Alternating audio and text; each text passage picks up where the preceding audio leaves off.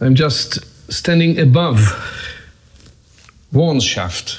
That's a place where Captain Charles Wörn in 1867 climbed up with his assistant and up to here and then discovered this tunnel. He came from the spring, from the water, up this shaft. And Charles Wörn, an army officer, a young army officer, was sent in 1867 to Jerusalem by the Palestine Exploration Fund. This was a society of gentlemen. They just, which was just founded a year or two earlier, and to investigate the Holy Land. They didn't do it by themselves. They sent young army people. He was a captain and belonged to the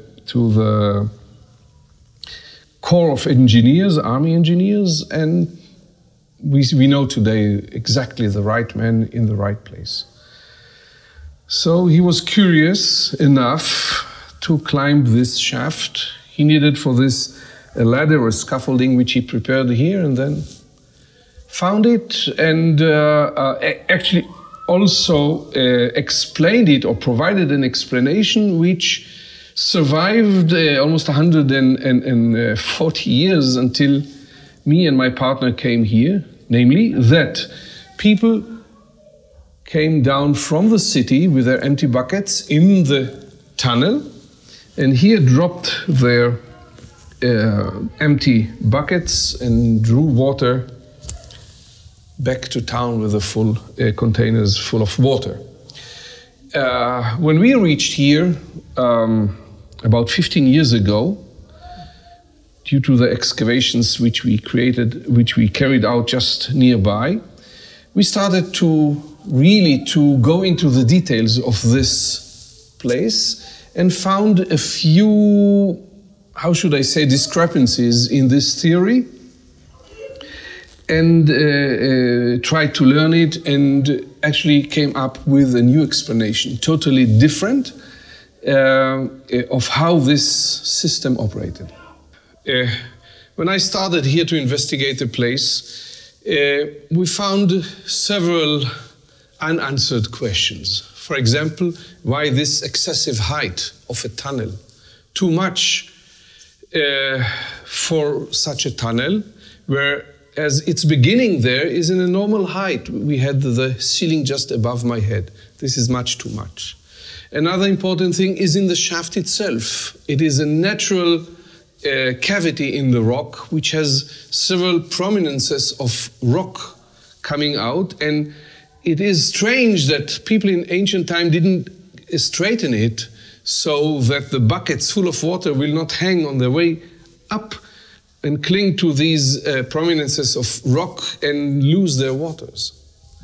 Couldn't they do it if they have cut such a huge tunnel?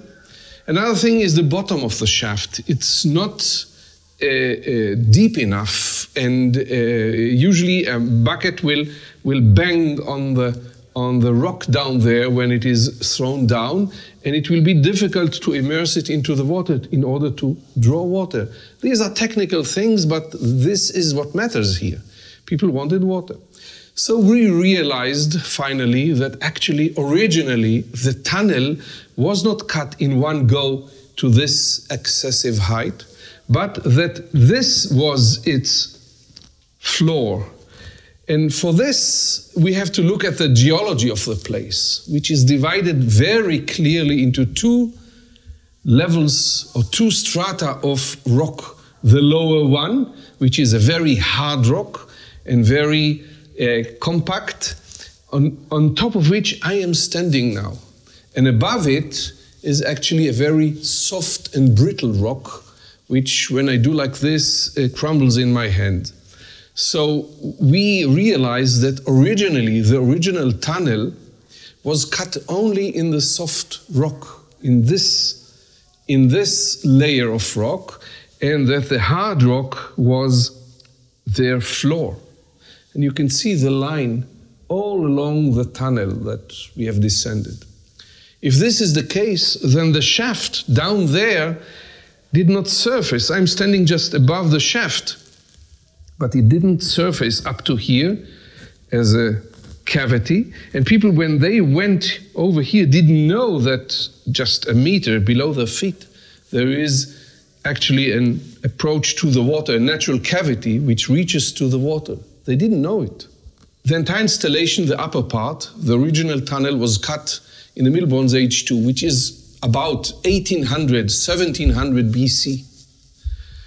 Much later, about 1,000 years later, in the 8th century BC, somebody has deepened it for some unknown reason. We have found just around the corner the place where people drew water, which is a much larger shaft which leads down to the water, which was not known to Charles Wurn, and which was discovered just 10 years ago or so. This is an unfinished thing.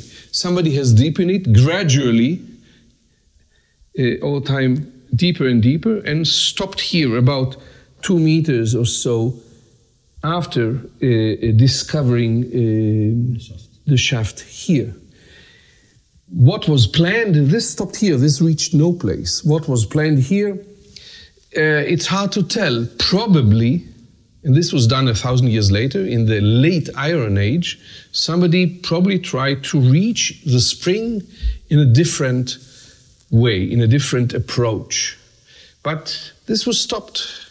On unfinished projects, we can hardly say anything because there are many other possibilities where he wanted to lead this deepening. Who knows?